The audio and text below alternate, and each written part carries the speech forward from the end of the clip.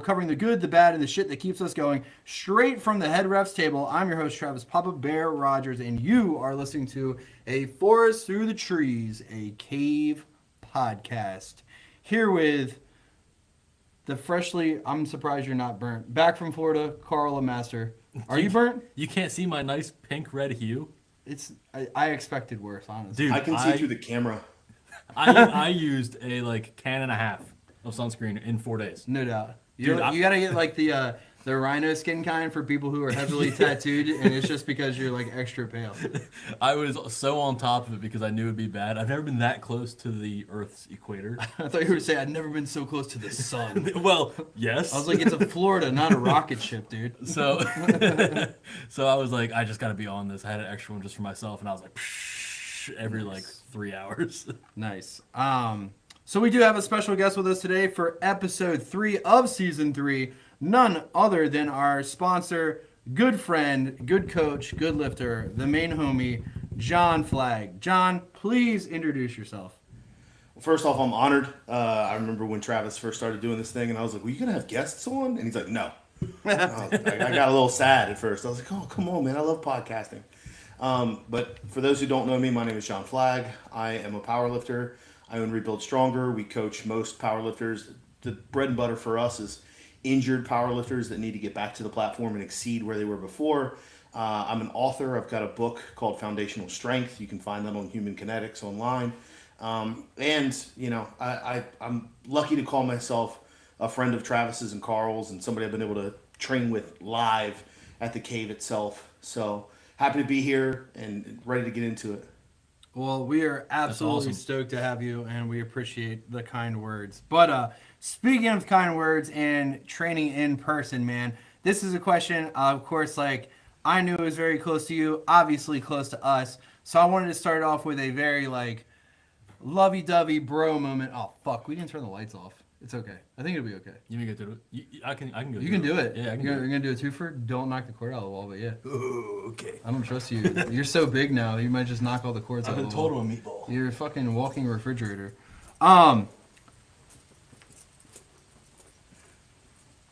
Sorry, I'm distracted by Carl. Just eat. Love to watch him. I love to watch him walk away, man. Walking away. You know, you just appreciate it differently. He comes back after a week gone. You're like, you know what? I built that shit. Look at that. Look at that. Even if he's a little pink, it's fine, you know? Yeah. Slightly burnt, but I still love him. All right, so, John, why does the cave hold such a special place for you? And not many can honestly say they have a full-fledged tattoo dedicated to it. I was actually the first, wasn't I? Okay, so you are the first one with the actual knife cave logo. There are some other cave tattoos floating about, but there is not a knife tattoo.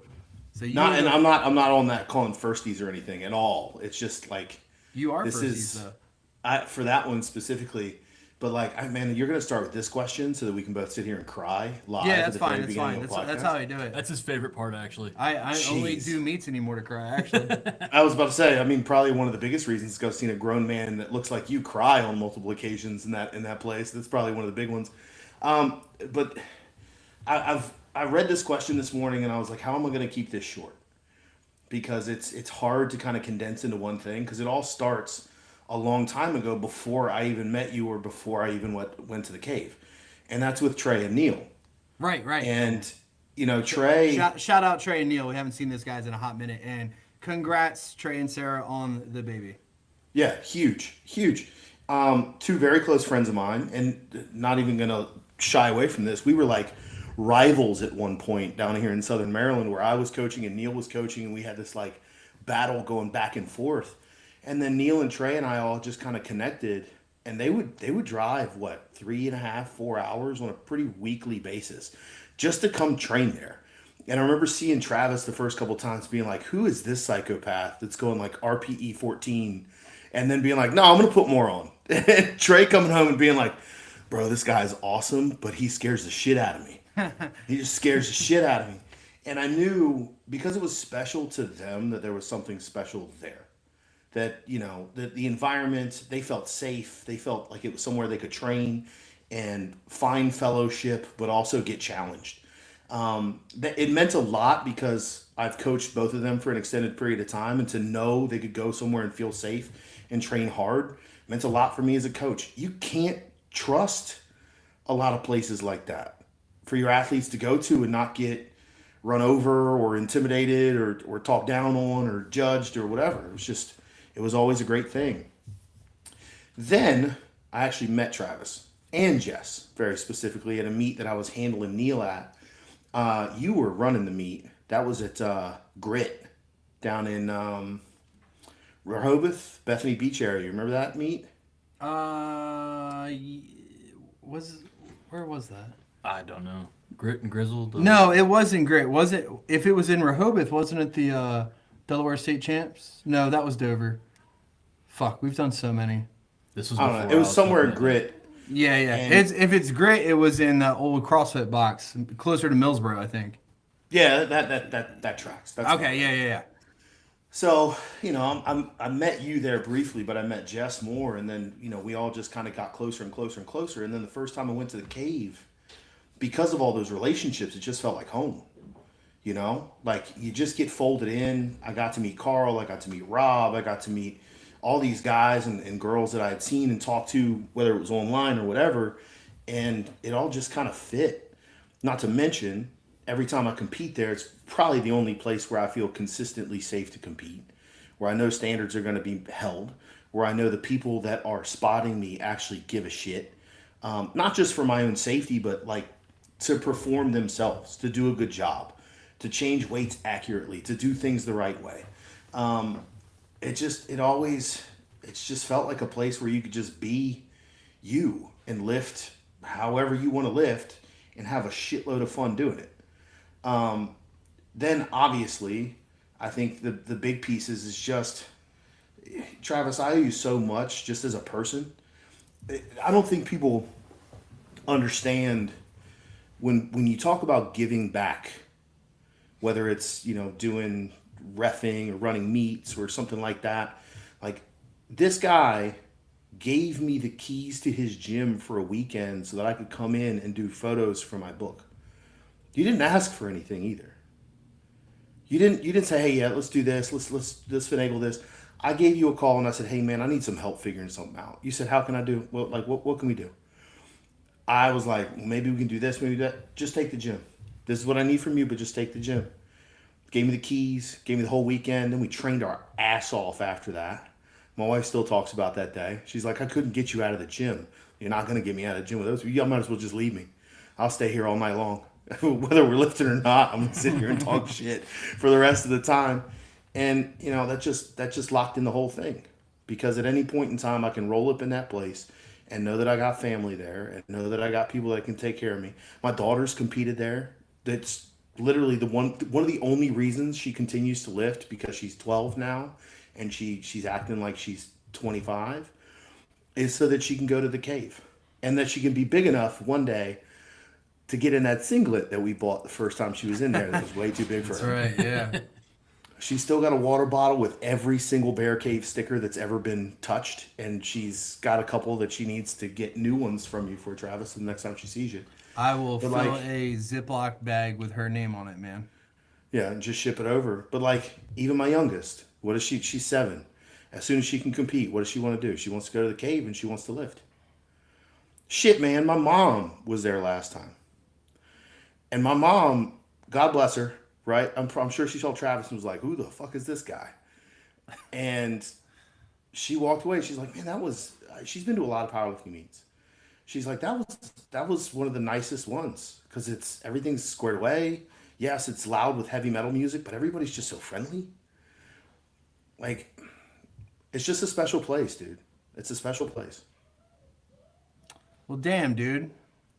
I guess you are right. I didn't know we were gonna start that deep on the podcast, but dude, not much I can say and follow up after that. But I mean, I really do. I don't know if Jess was here too; she would say the same thing. But man, we really appreciate the kind words and all the things we've talked about of trying to build and create that special place for people in the community and what we think powerlifting and what we always felt powerlifting should be. And the best way to replicate that inside a gym was the cave. And like, by you acknowledging, most of those things without, me even saying anything and just sitting here and being able to listen to you tell your side of the story and you talk, it lets me know that even though this shit sucks a lot of the time and I hate owning a gym and the politics and all the bullshit, it lets me know that like deep down, like I'm still making the right moves and I'm still moving this in the direction that it always should have moved. So I really appreciate that, man. I think the lifeblood of a gym is at the heart, and there's going to be a ton of things that are going to try to come in and rot that. Like you talked about with politics and people, and it's a shitty industry. It really is. But when you find the real ones, man, you got to hold on. You got to hold on, and if you're one of the real ones, you got to hold fast. No truer words been spoken there. I can fucking say that for sure. All right, well, fuck it. Podcast over. That was a good one. Let's everybody go home. He's got to hydrate now after all the tears. God damn, there it dude. goes. All right, well, fuck me. You're the one who wrote the question. I know. As soon as I read it, I was like, he's really going to ask me that. Yeah, this one's probably not going to be any better. So, speaking of your kids competing at the gym, something I've always, obviously, I was a coach at the high school for a long time. Me and Pauline took kids out to RPS and USPA meets with hand-me-down singlets and gear, and you name it, we paid for it, we footed the bills. So, teaching kids to lift and embrace that side of themselves and have an outlet with an adult and be safe and like do it in a way that makes them, not only learn to set goals as a young person, but establish those kind of guidelines for when they get older, right? How do you think having a kid influences your lifting? And then how do you think that shapes her view of the sport? Oh, man, that's an awesome question. Because she's not seeing it from just like the sports angle. She's seeing it from like my dad as the sport angle. Well, so thankfully I've got this age gap between both my girls, and I'm watching Max kind of see it in real time, and she's a different personality, so there's a different perspective. And then you have Jolene, who's a little bit older, that's been doing this since she's been 8, on and off, right? But it's still something that she like has now gotten more into back again. And the perspective is super interesting because I'm going to start with like what it's like as a dad. There's definitely no doubt that it's really pride-inducing is probably the best way to put it. When these kids are like, dude, my dad is way stronger than you. my dad could beat the brakes off of your dad. You just wait. Dad's over there just warming up. It's you the just, biggest you just see what happens here. Yeah, like you just hang out for a second. You'll see something crazy. You know what I mean? Because that gym that we're currently lifting out of, like there's a cheer gym attached to it, and there's other athletes there, and there's other parents there, and shit. yeah, when you're like working up to a 225 or 315 bench, it's one thing, but when I'm just the other day with Anthony's program, and I'm at 585 on bench, I'm working up to into the 9s on squat, and it's like people have never seen shit like that. And for my daughters, it's just another Tuesday. Like this is just, it's normal. Like that extreme is like, okay, like that's just what it looks like.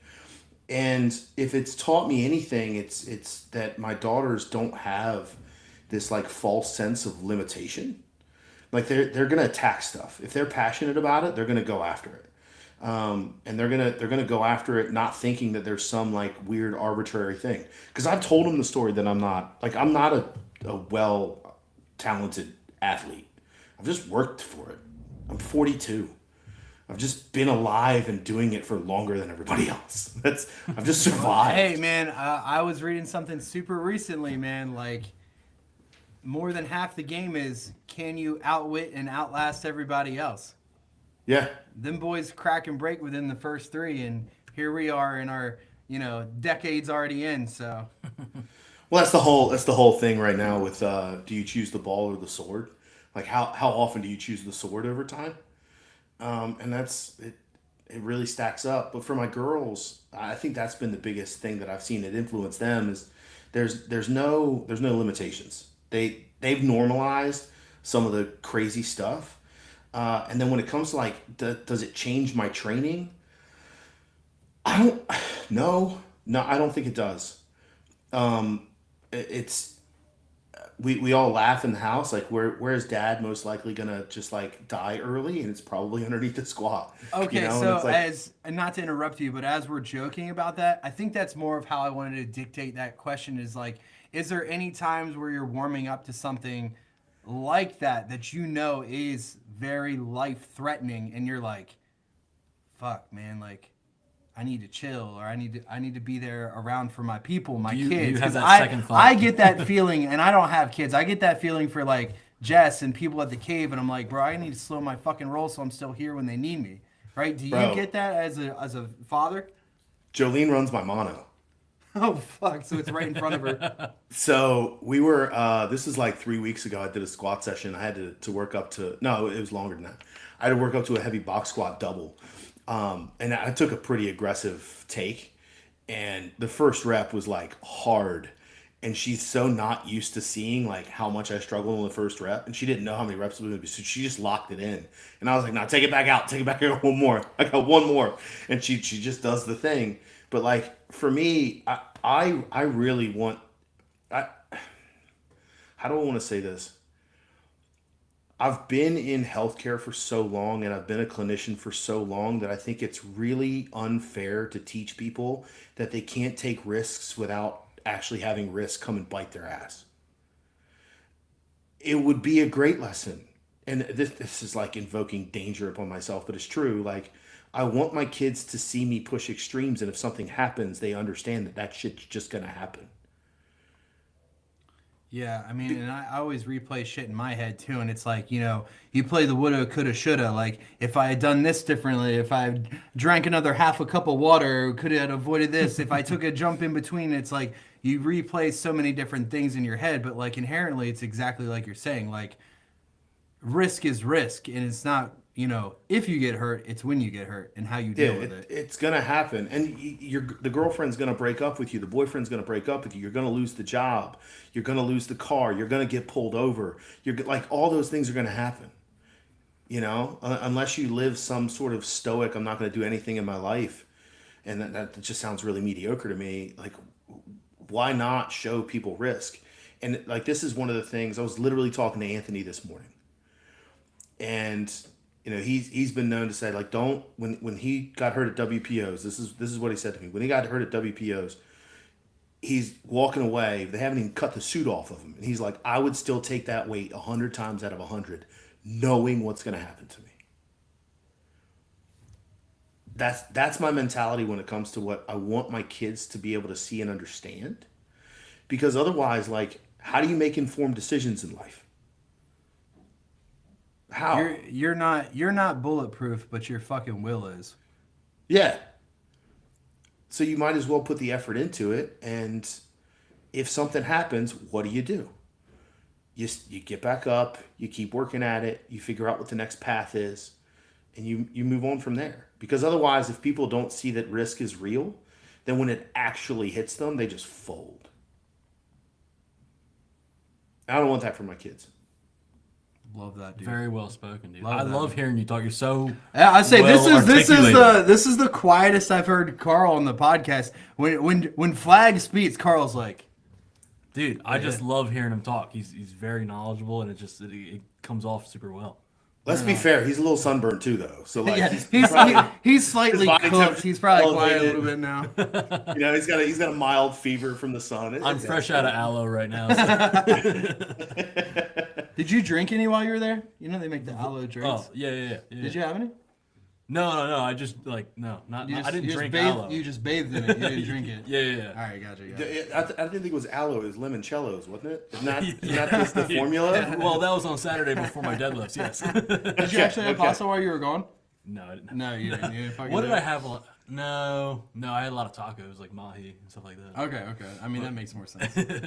All right, so, dude, absolutely knocking it out of the park with these questions, and I'm the same. Like, I enjoy our banter, and I love talking back and forth with you, but I feel like you're also one of those people I truly enjoy listening to, and I definitely hold your words to a very high esteem. So when you speak, I listen. And there's not many people I would say I take their words with a grain of salt, but you are not one of them. I usually take them very close to heart. So I appreciate that. That's a lot of honor and gratitude towards you, man. I appreciate that a lot.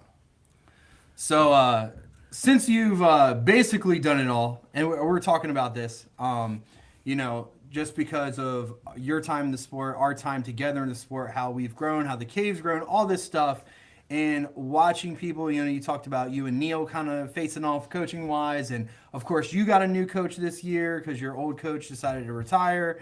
I think revolving around that sort of thematic idea, when do you personally, right? So as a coach now with your standing and your roster, man, and your experience, looking outward, when do you think it is an appropriate time for someone who wants to pursue coaching to ante up and actually start coaching, right? Like to say they want to pursue that as a avenue of income or possible like profession.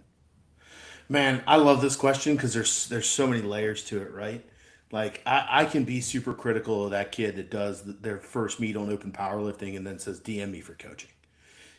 Like you see that it's rampant. It's not just in powerlifting either, guys. It's No, literally everywhere. it's just we have a lens on our specific niche sport, and so we look at it harder. But yeah, like you said, like it's the same thing as when we talk about powerlifting feds and all the bullshit and stuff. People are hiding in skeletons and clouds. Dude, that's every fucking sport. Yeah. We just talk about powerlifting because we're That's what we balls do. deep in powerlifting. Yeah, because that's our interest, right? That's our own niche. Exactly. Balls when it deep, comes no to pun that- intended, with powerlifting. Anyway. True. But like when it comes to when you're qualified, I think there has to be a couple things, and I'm gonna build off. If you don't know what the Elite FTS rules or Dave Tate's rules are, you can look them up. How'd I know you were gonna go here? I knew you were gonna go here, and that's okay. That's okay. I had a figured you followed those pretty closely. So yeah, let's talk about this. I follow them really closely, but Yeah. there's a couple ones that like there's always a little contention on, right? Like your formal education and like who you've made, because I've seen a lot of like really good athletes become really shitty coaches, right? Like we all know those individuals, and we've seen people who weren't necessarily the best athlete end up actually being really phenomenal coaches. That's because you don't have to fit all five. But I do want to give some grace to people who need to develop the experience by volunteering or helping create some people, and also gaining the experience by actually coaching in the trenches. With that said, I think there's one key element that a lot of people miss out on, and that's the true desire to do that from a learning and service perspective. You're not doing it to make a buck. We've all seen those people, right? Oh, there's opportunity here. You mean Shit. you don't staff powerlifting meets and make a lot of money? I think that's my favorite one, dude. Is all the people that are like, let's do powerlifting meets. There's going to be so much money in it. And I'm like, how much did you make your first three? Oh, we're in the negative by a lot. We're not going to do it anymore. Yeah, I know. Those 4 combo racks, You man, and everybody else that right tried out the it. gate. Those are pretty gnarly right out the gate on the price. I don't understand capital expense businesses. That's all I heard them say. But I do want to give grace to kids who are they really do fall in love with the sport. They go all in on certain things. They start to get their ref certifications. They go and start to get the education around it. They start helping people out at the gym. Maybe they start training, or coaching some of the people close to them. Create their own little training crew, and they develop that sort of experience through work. It's a trade. That's what coaching is. Coaching is a trade. There's a craft aspect to it. There's an artwork to it. So you have to get reps doing it. So I don't think it's necessary for everybody to come out and have a master's degree in kinesiology to be a good coach and like have multiple time national champions in their roster. But I do think we should have the correct intent and alignment on what you're intending to do as a coach, and then get your reps in. And then also understand, like, don't charge $50. Don't charge $1,000 a month. Find something that's actually reasonable that fits the market, so that you don't get accused of just destroying everybody else's coaching business or essentially overvaluing programming on an Excel sheet. That's where I'll stop. I really like the Excel spreadsheet. So like for example, I mean, and I we don't obviously that's none of my business, and we would not talk about numbers directly out loud. But I know you do charge more than me. I know you have more knowledge than me. I know you dedicate more time to it than me. So I also think there is a nuance of it, like understanding it and being upfront and honest, obviously, before taking on a client. It's understanding like what all your coaching entails and how much time you have dedicated to it. For example, I'm a full-time teacher. I own the gym. Like I got a lot of fucking shit going on. So like my price reflects that because you don't have 24-hour, you don't have 24/7 access to me. Like I don't have that time, so I'm not going to make you pay for that like I do have that time. And I think that's fair. And I think as a coach, like you need to evaluate some of those circumstances as well, right? Like I mean, obviously like I've seen some coaches, have really good programming and then their feedback is like, commenting on a lifter's Instagram post and being like, boom, pow, hell yeah, brother. Like that's Three not Flex emojis. yeah. Like that's not coaching, man. That's like you writing a program and they're following it and doing okay. Like I mean, that's not coaching though. So I mean, because there was a long time in my coaching where I wasn't coaching and I didn't charge for coaching. I said I will program you and that is it, because I hated dealing with people. Because I, for a long time as a coach, and still struggle with this today, is I lack empathy. Like, if you don't work to control your own variables, like those are things I can't fix. Like if you say, hey, this session went to shit because I stayed up all night and I didn't drink any water today. Like, I don't give a fuck, because those are variables you can control. And no amount of hand holding, hey, did you drink your water today? Like, just like I can't make you do that, I can't make you fucking show up to the gym, right? So like, there is a part of me with coaching where like I try to distance myself in that aspect, because even me, and this, as you and me have become closer friends as a person in my personality traits. Like I am not a fucking hand holder. Like I am not a coddler. I am not sweet. No, not by any means. No. Hey, but that being said, it works for Carl.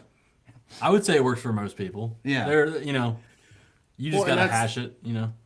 I think that actually becomes a bigger business question, because like you're going to attract those kinds of people that respond to that. Right. Like as much as, I had a small list of coaches that I was going to go with, and I went with Anthony because I knew he wasn't just going to be easy on me. And I knew he was going to be really detailed with the very specific skills that I needed to learn, but that's why I went that route. I didn't want hand holding or a bunch of empathy. Now other people need that, so they find a coach that fits that role. Right. And me and Carl have talked about that. Like some people need to find a coach, like their number one thing for a coach is like accountability, right? They want a coach that's going to bother the shit out of them. They want a coach that says, hey, did you drink your water? Did you do this? Did you do that? Right? Like it's more of a person that's checking you in to show up every day. And that's dependent, like you said, that's a bigger business question because it's completely dependent on the lifter.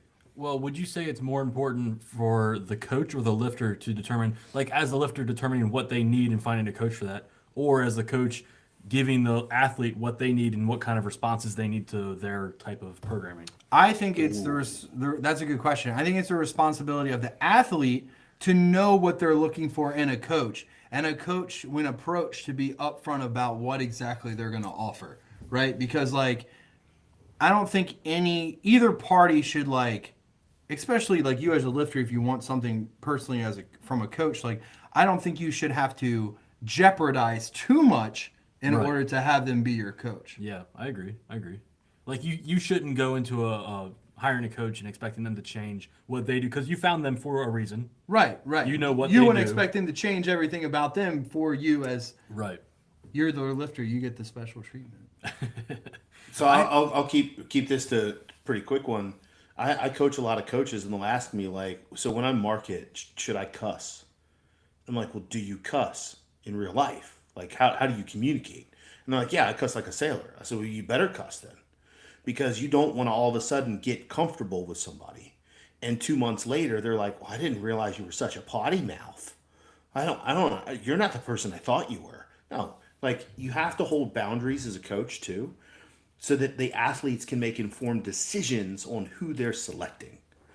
Because if you're suddenly putting yourself out there as something completely different, and then they buy the offer, they buy the product, which as a coach, you're the product, right? Like, Right. that's what you are. You are And your all of a business sudden, card. yeah, and all of a sudden, like you're not what you advertised. Like that's your responsibility. Right. So I think it's both ways, Carl. I don't think people should bend to provide something that's outside of what they want to provide, or how they want to provide it, or how they want to coach, or Right. how they want to act and communicate. And then athletes should take that information and make an informed decision on what's going to be best for them.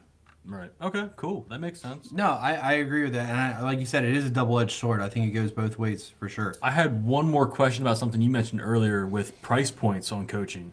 You said you don't want to undercut, you don't want to come into it being undercutting everybody as like a $50 a month coaching fee, but also you don't want to be $1,000 and way overselling yourself for just a spreadsheet. How do you know when you can charge, like as a brand new coach going into the market? How do you know, like, oh, I have like the knowledge base and I have the ability to charge, $200 to $300, $400, and not like 50, even though you're brand new and you don't have any clients coming in already? Oh man, that's the beauty of the internet currently. That's why I love the internet, because you can look around at the other coaches in the same room as you when you coach people at competitions. You can go look up their price point. Oh, that's a fair point. Yeah. That's Okay. I mean, That's the easiest. That's the easiest way to do it. Yeah. as my prices have changed, what did I go look at? I went and I looked around the room and I saw Jeremy Hartman, good friend, great mentor, awesome coach. I look around, I see Mike Teixeira. I look around, I see Matt and Susie Gary, because like a lot of the rooms that I was coaching in were the Arnold at USEPL and stuff like that. I'm seeing these same faces every single time. I'm talking to them over lunch. I'm talking to them over conversations. You can easily look up their price points and find out how much they coach and say, well, I'm in the same room as those people on a regular basis, not just this year. But like, I remember last year at the Arnold, Jeremy and I looked at each other and we're like, do you recognize any of these people? Like, look around. Do you remember, like, okay, there's that person, that person, that person, but who, and you go back the next year and they're gone. You don't see that person again. So I think that's the blessing of how the powerlifting community operates, is you can actually look at market research pretty easily and just look at who's in the room with you. I think it's funny you mentioned that too, because you talk about coaches like who fall flat, like weeding themselves out, and you're giving that prime example of like you go to the same meet the next year and like you're like who are these new people, because all the old ones have started to filter out already. Well, and just a story on the other side too, right? When I talk about like undervaluing, this is the story that I hear really often and I actually had an athlete who did this. She is awesome, and she's grown a lot as a coach. She's still doing the coaching thing, but when she started out at like 45 or $50 a month, and like 75 people signed up immediately, because she was a pretty prominent athlete. She was good. She was strong. She was competing at nationals. She was doing that sort of thing. She burnt out so fast.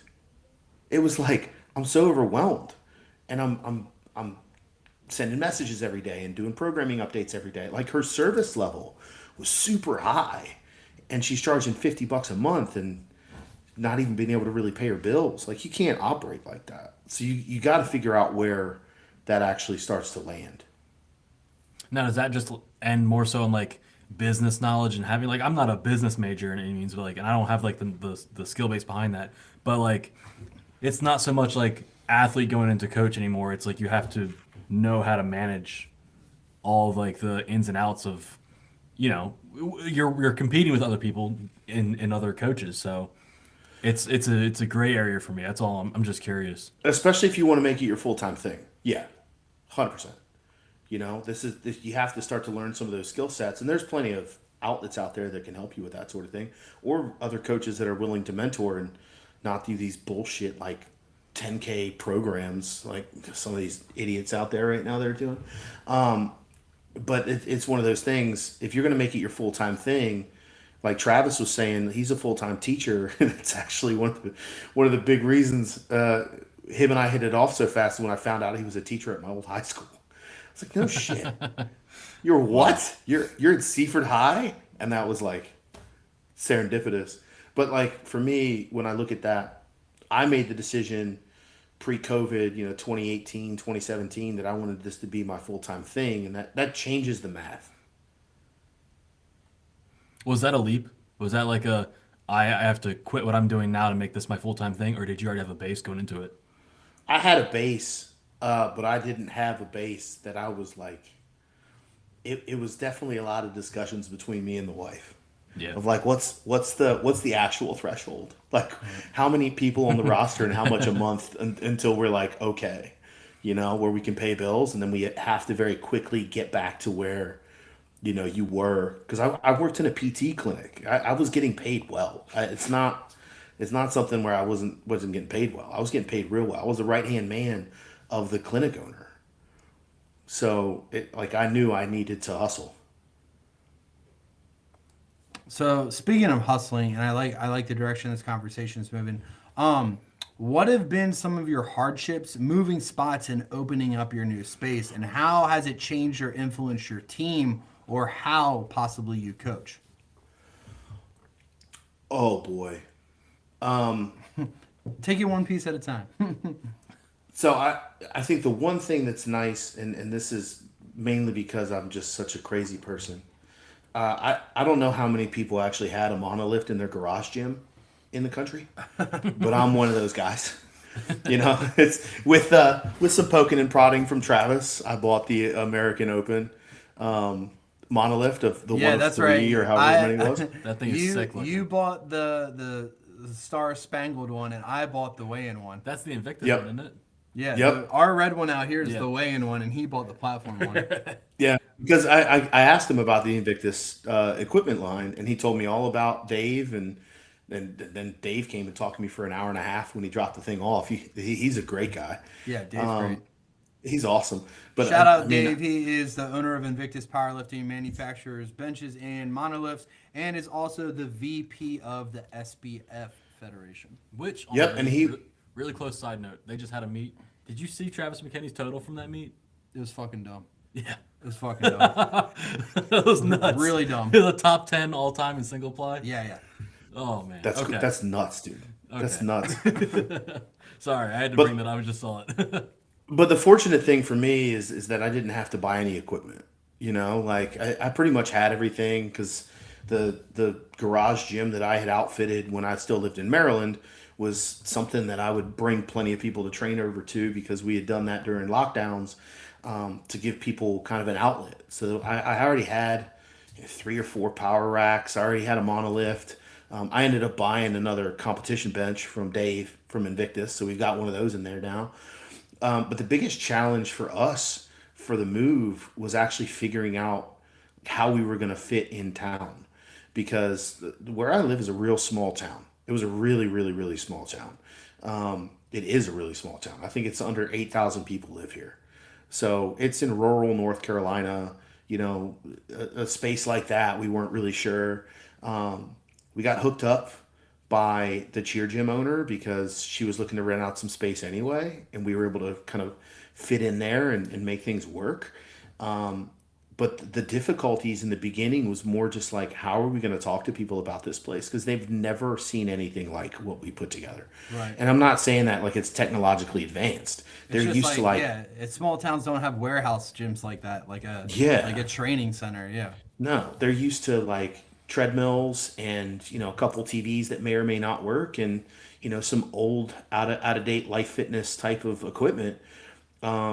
And we're coming in here with a full blown built out strength gym. We've got every variation of specialty bar you can come across. We've got competition level equipment. We've got all that stuff. And figuring out what that would look like. I would say the other challenge was I've already got 2.5, 3 other businesses. So I feel this. I remember my wife and I debating for like a year, because she's like, I think it'd be a good thing to do for the community. And I was like, I do too. I just don't want to show up at a gym at 5 a.m. I don't want to do that. Right. So, and you guys have met the guy. So shout out to my boy Wyatt, who's like a brother to me now. Yeah. He worked for me for years, works for me still in Rebuild Stronger. And he was up in Bozeman, Montana. And he was like, if you do a gym, I'll move down there.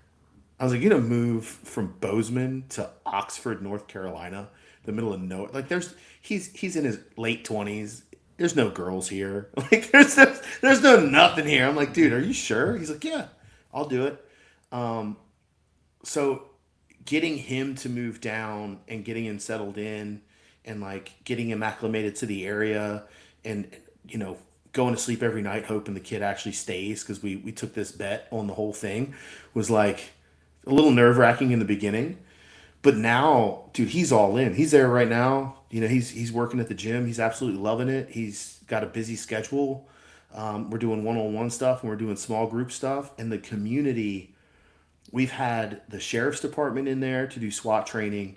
We've had other community groups come in there to check the place out. We've literally have people come in and be like, I've never seen a place like this before. What's it look like to join? Just because it's so different. So I would say we've been really fortunate that it really has over the last few months really taken off. And I'm super grateful for Wyatt. And dude, we're going to go all the way back to the first question. Also, having a model like the Bear Cave of how you want a place to feel and look and people who experience it was also like, it was really good because we thought about, okay, somebody walks in the door, right? How do we want them to feel? How do we want the equipment set out? How do we want the area to look so that when people come in, they know what this kind of place is?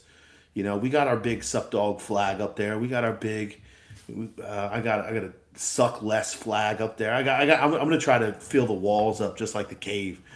But having a couple places, very specifically the cave, but a couple other gyms that I've been to, of knowing like, hey, this is the vibe we want, was helpful too. Because when you know what that looks like and you can put your own stamp and style on it, it actually makes that transition easier because then you can be confident in talking to people about it.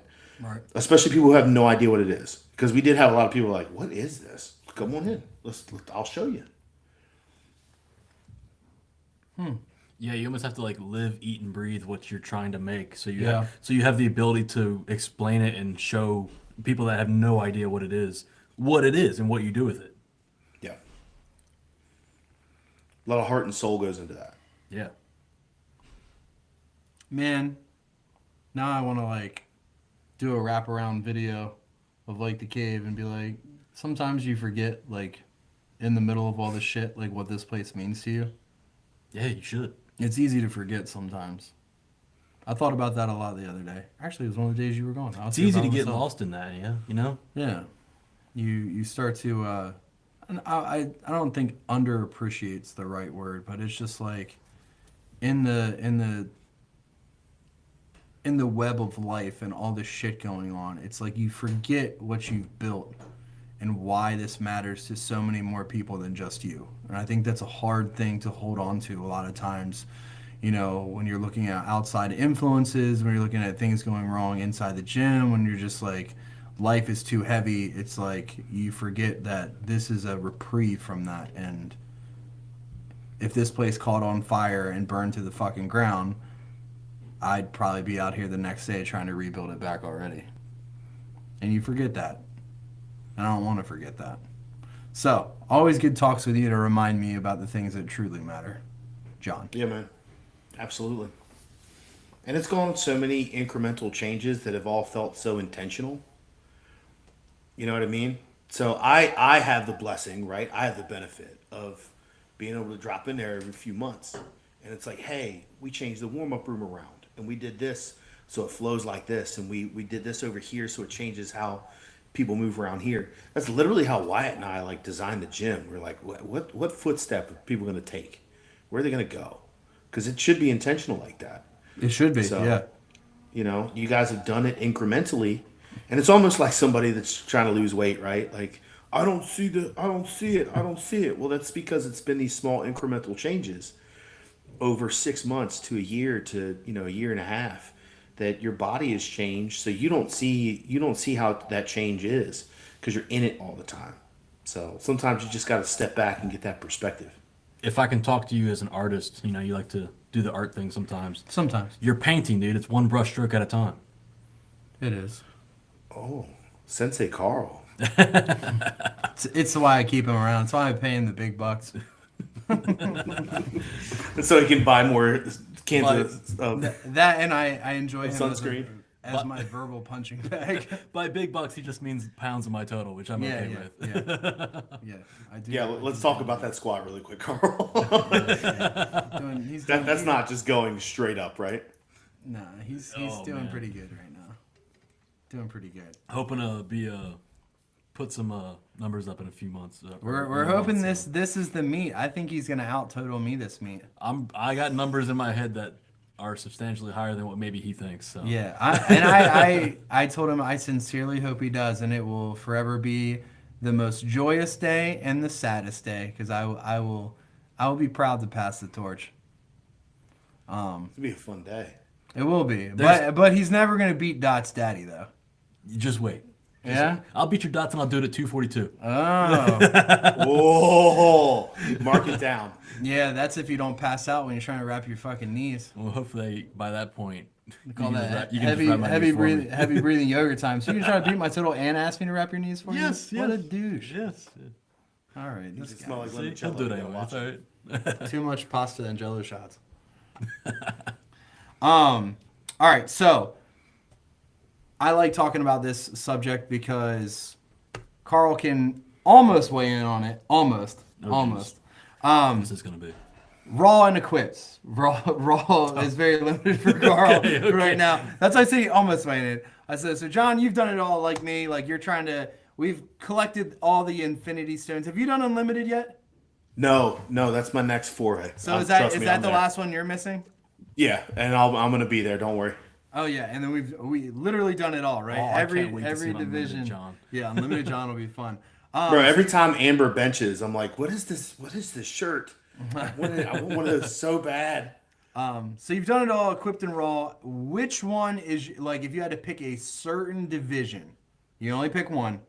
What's your bread and butter? And then out of that division, right? Whether it be multi, single, raw, dogging it, right? What are your favorite pieces of gear? And even if you say raw, like you can have a favorite type of belt or knee sleeve or what have you. You know, you can give the raw kids some cool tidbits too. It's not SPD everything all the time. It's not SPD everything all the time, but we're gonna be unpopular, and I'm gonna say my favorite division is still single ply. Oh man, after my heart. What Yeah, is it just for you the same way it's for me? It's like all the fun pieces and technique of equipped, but you still get to use a lot of your raw strength and like movement patterns. Yeah, 100%. Yeah, and that's why it's to for me, there's a little perspective here, and I'm glad you asked this question because recently Matt Wenning went on a podcast. I think it was actually his own podcast, and he talked about how raw and equipped, right? That equipped for him was like NASCAR, and raw. Now that he's older and he's done accomplished so much of the sport, he felt like raw was like open wheel F1 racing. Like you have to be way more technical and this and that. And I just have to, and I understand that's his perspective, and our careers are completely different, right? Like I started off raw and now I'm going into single ply and multiply. He did incredible things in multiply and single ply, and now he's lifting raw. So his journey's been different than mine, but I think it's completely flipped. I started off with raw. I felt like I could build a base, use some real brute strength, learn some of the basics of the lift, and do it with substantially less risk, to be totally honest with you, especially when I was younger. Now, single ply and eventually here multiply, because I'm just way too ply curious about lifting like that. I find it the exact opposite. The equipment is actually keeping me in the game longer, allowing me to modify things as necessary. And I'm going to elaborate on that when it comes to one of my favorite pieces of equipment. and then also still reach some of these crazy extremes. Still do some wild stuff, and really, really have to dial in and focus on technique. The technique aspect, man, it is worlds different between raw and any level of equipment. It's complete. These kids that are like, oh, my stiff knee sleeves. I was like, put a meat fit squat suit on and tell me that it's the same thing. Don't even use wraps. Don't even use anything like that. Just put that thing on, right? Take your raw 1 rep max and see if you can even maintain position in the thing. Because you won't. You won't. You don't just put it on and it just adds pounds to your total. So that's my perspective on that. Dude, my favorite pieces of equipment, shout out. I'm going to shout out. I'm a name dropper, guys. This is just what I do. Go for it. To our boy, Mike Hedleski. Hey, Mike. I know that guy. Mike is my fucking gateway drug, dude. Mike is my gateway drug.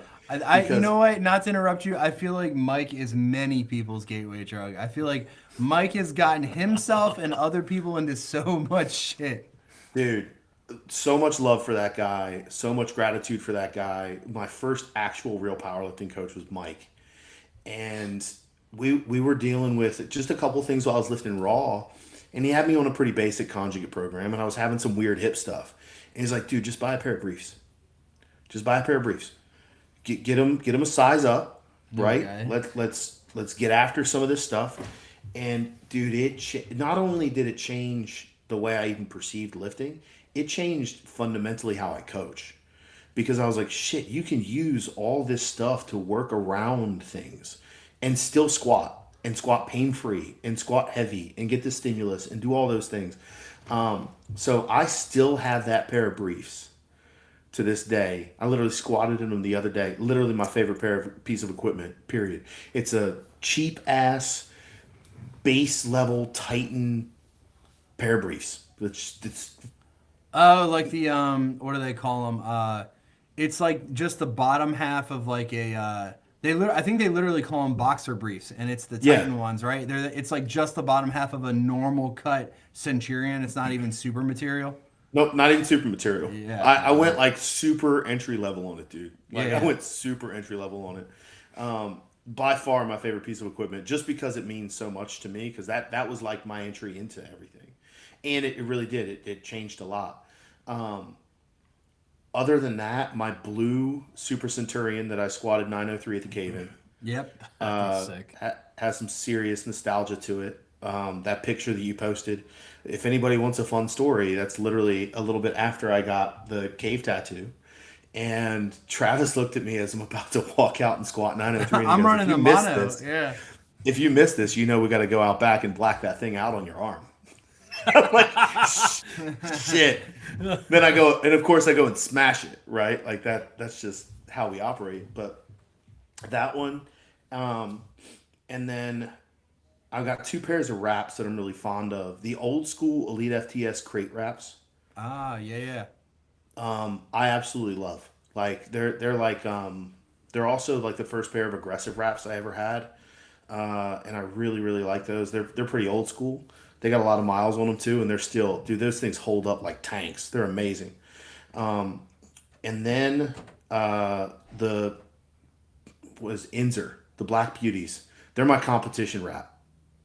Oh, I love those I things. forgot. You do use Inzer Black Beauties. I love the Black Beauties. You don't see those too often anymore. Yep, I love those things. Probably the single most expensive pair of wraps I've ever bought. I think they were like $120. Yeah, I knew they were at least $100. Yeah, they're very pricey. Yeah, but they they've been bulletproof. They don't I use extended needle nose pliers to put my wraps on. I don't use like straps or anything like that. I use this crazy ass. It doesn't have the cutter piece to it, but it's this long thing, and it will destroy wraps. It is cut through 2 pairs of overkills pretty quickly. But man, those Inzers, they don't even have a scratch on them, man. There's not a thread loose. You definitely paid for the material on those, and I'd say that's one of the reasons I don't use pliers anymore or to pull through is because it would shred so many wraps if you use needle nose or snub nose. But I use the strap now, but I know exactly what you're talking, man. I've ruined some pretty good wraps pretty easily with this. Because Yep, Carl's a big fan of the Atomics with the gripper on them, so you don't even have to pull them all the way through. You can tuck them, and the rubber's so tight they just stick to themselves. Oh yeah. Basically. I never Yeah. have super crazy tie offs. Like it's very, Yeah. It's very Yours, simple at yeah, those. it's pretty easy. Yeah, that's a good fit too. Those are great too. The Atomics, Yeah. it's a classic. He actually, I don't know if people know this story. He actually owns my ice blue Oh, yeah. pair of Inter Atomics that I blew out both my quads in. And I squatted with those for like my first 7. Yeah, And I yeah. think I was like, he I wore those. Like, really not, hope that not superstitious. Wore those shits on a platform. So they're not cursed like the Elite FTS Curtis Miller singlet then. No, not like his, no, not not like at all. that singlet, dude. Yeah, how many people has that taken out? 3. I think it's the Everyone. The last To one my was Trey, knowledge, wasn't it's it? everyone. Yeah. The last one was Trey. Yeah. Yeah. What was that? His hip? Oh, I don't remember what it was. It was nasty though. I was running the mono. I could hear it up close. I think it was his hamstring. Or Scared the something like shit out of me, dude. Yeah, it was somewhere close to his hip. Yeah, All the way it up, was. that was it. Yeah, you could hear it. It was freaky. All right, so we got time for one more question, and then of course we can shoot the shit for a second if you got some questions for us, John. We both have an open mindset and goal setting, right? You know, you've done things, you've accomplished goals. I've done things, accomplished goals. We've gotten hurt, we've had to reevaluate. You add equipment, you take away equipment, you have a new division. We've done all different kinds of things, right? So we're forever updating like our list of accomplishments and things that may change in what we want to do. So 2 things for you. What's your next goal in powerlifting / thing you want to check off the list? And then finally, like, is there, and I know this is a dumb question, this is a terrible question, because we just talked about this, me and Carl. I know there's no endpoint for you, right? And I know you're still very much like me. You're in a competitive nature, and you will be until you can't. So, like, is there a spot for you somewhere down the road where you're like, all right, I'm gonna be okay a little bit if I regress. Like, I'm gonna be okay with this part of lifting in life. So I'm going to start with current goals. Sure. I 100% want to squat 1,000 in Thank God. single ply before I'm Holy done. hell yeah, single play. And to be totally honest with you, when I first talked to Anthony, I was like, he said, so what are your goals? I was like, I want to beat your all-time world record in single ply. And he's like, all right, let's do it. And it was the fact that he had no hesitation. He's like, 1,000 pounds, cool. Like, what after that? And I was like, dude, I that's what I want. He's like, okay. That's why. I was like, okay, he's my guy. So it is all squat. It is all squat forever for me. Because the squats other two keep I don't getting give a bigger. shit about. The Yeah, squat's right, one that right. matters the most anyway. It's Hey, the one that I I- care the most about. I gotta give credit where credit's due, man. Your shirted bench has come a long way in the last year. It has. I put myself through a crash course on actually learning how to break in and use a shirt, and now we're really refining it. So I feel a lot more confident in it. But man, like the squat stuff is just I could squat every day. I love it so much. You know, I love the feeling of it. I love it. I was talking to Rachel the other day while we were in the car going to Florida, and I saw a video of you squatting like it was like whatever chain squat you did for a double, and I was like, man, I bet you he's gonna squat a G in the next year. Yeah, it's funny you announced that as you heard it here first. Like I just said it the other day, and I fully believe it too. And after hearing you say that, like I know it's gonna happen. Yeah, and preferably have it happen here in the cave in front of us. That'd be sick. Where else do you think I would do that? That's true. I know how you feel about it. If we're loading up a G, we gotta break out the 50 kilo. Oh my God! Here we go. We're gonna do that, and I have a draft order of who I want to be spotters and loaders. Oh, dude, no, right now. that's commands respect. He's making his calls. Yeah, I need Rob right behind me. Yep, That's my guy. usually man of the hour, dude. Yeah, that's my guy. 'Cause him there's and Laura are coming with me and Carl to VA Beach May 31st when me and Carl are doing the APO meet. Yeah. No, it's not an APO. No, it is APO. It is APO. I'm sorry, I got like 4 meets in my head. There's a lot of. Carl's always trying to compete. I told him he needs to slow down. He's trying to compete like 8 times a year. Put up 8 new totals. He's got that young blood in him, man. Yeah, you probably should calm down on that a little bit, Carl. Maybe 7. Well, my record last year was 4, and I think I can do 5. Oh my God. Oh, here we go. That's rough. But That's rough. shout out to Rob because Rob and Tim are my two guys that can keep me. TB, I just talked to him yesterday, man, and I posted a picture of him today. I missed the shit out of that guy. Yeah, dude. He is those two everyone's guys- favorite cartoon character. Such a hype man and too. it enables me to be a cartoon character before I walk out there. Like Yeah. that's my favorite piece. And I know with Rob, I can walk up to the back spotter and also have fun and not have anybody like too nervous about what's about to happen. Like it's just the best. I love it, man. No, I've shell shocked Rob to death. He is prepared for anything, dude. Yeah, he's ready for anything to go down. Yeah. When it comes to the second question, I know that regression is inevitable. But my first experience at really big meet, so the very first federation that I ever competed in was 100% raw. So I've gone from like, you're not allowed to use knee wraps or knee sleeves at all. Like all you had was a belt and wrist wraps. That's all you could use there. Right. So I remember going to world championships with me and my guy, John Jones. And we walk into this giant hotel convention center and all the lights are off. Like all the lights are off. And a big spotlight pops open and goes to one of the platforms in the area. And it's this like 80-year-old dude, bro. He's like, there might be 115 pounds in the bar. And he walks up to that thing like he is cock strong as shit and squats to full depth and stands up and pounds his fist. And they announced that like this is his like 50th year competing or some crazy shit. You know what I mean?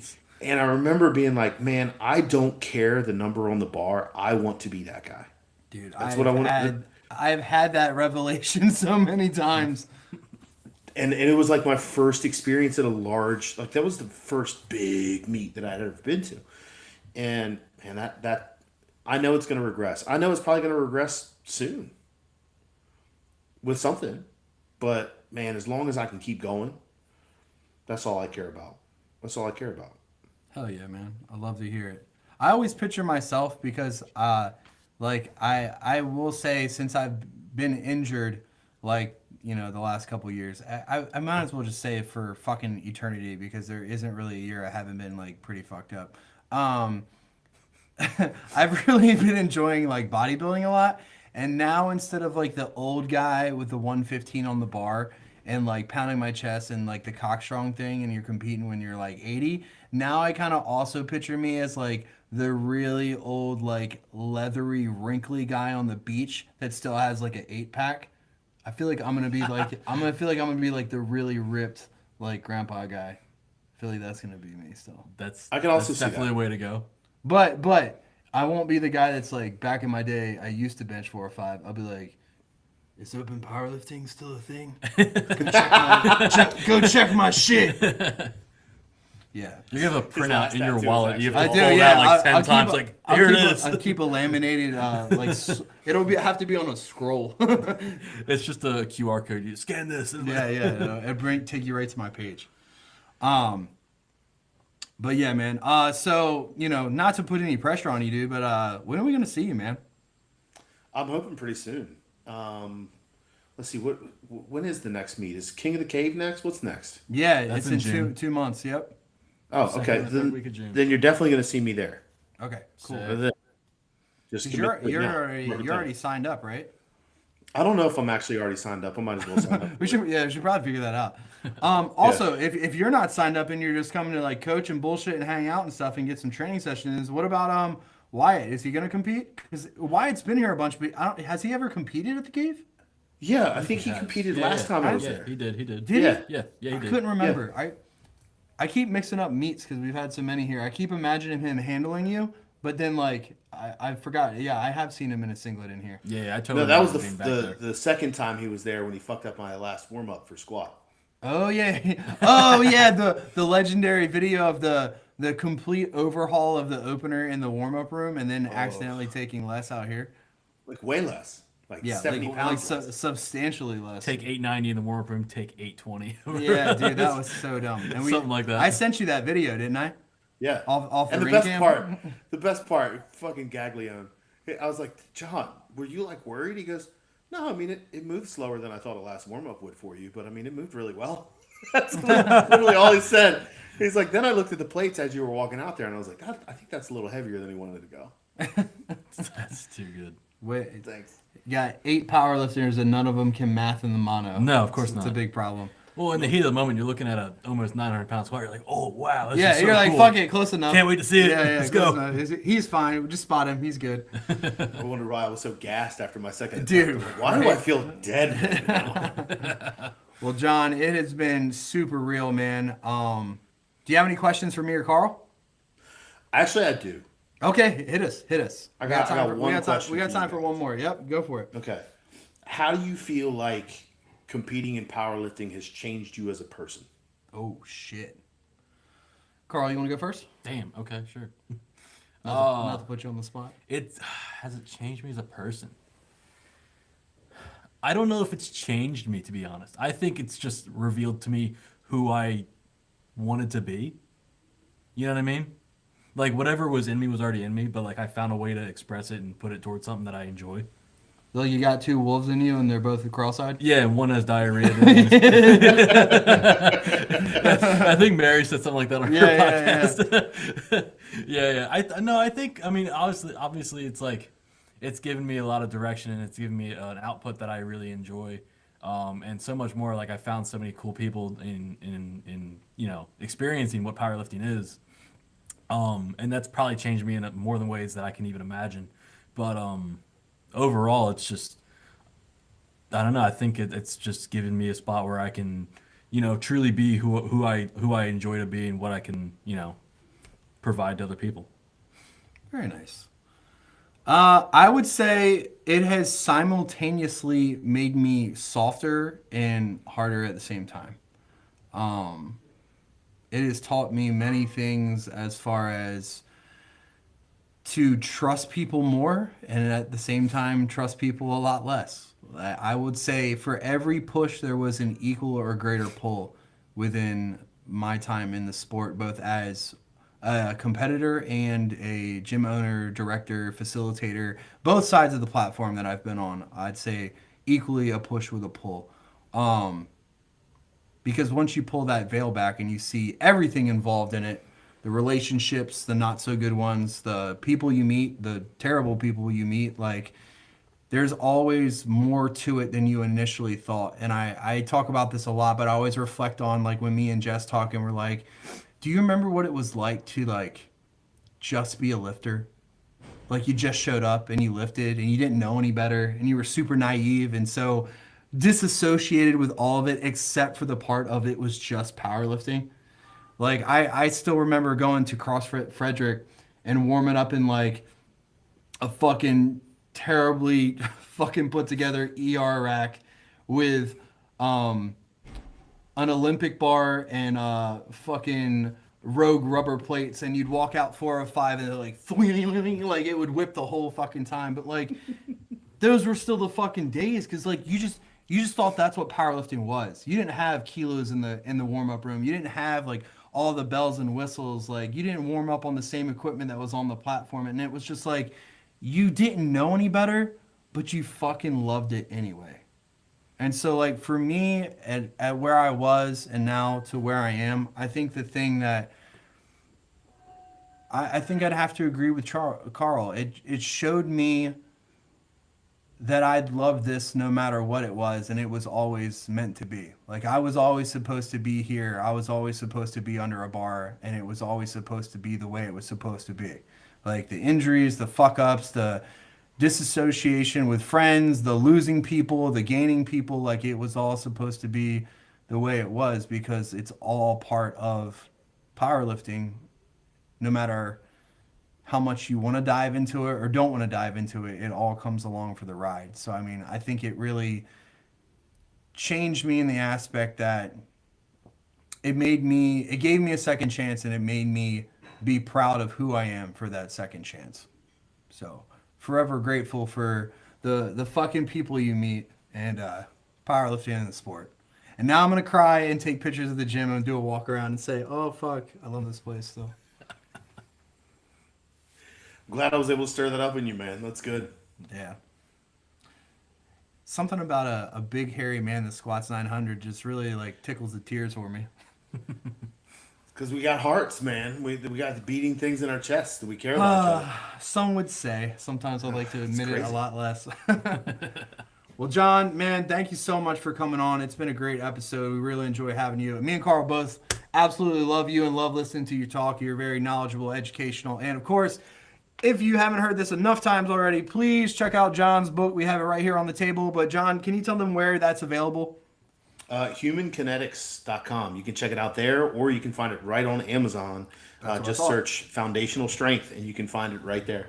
And there's not many people I would plug as, hey, if you want to coach, go get this coach. But I've always said in my top 3 of people I would refer to, John Flagg has always been one of them. So you heard it here first. If you need a coach and you don't like me, go talk to John. So Appreciate it, buddy. of course, man, anytime. And we really look forward to seeing you, man. I can't wait to see you in June. Absolutely. I'll be there. All right. Sounds sir. good, man. With peace and love, we are out for episode 3. Grumpy Balls.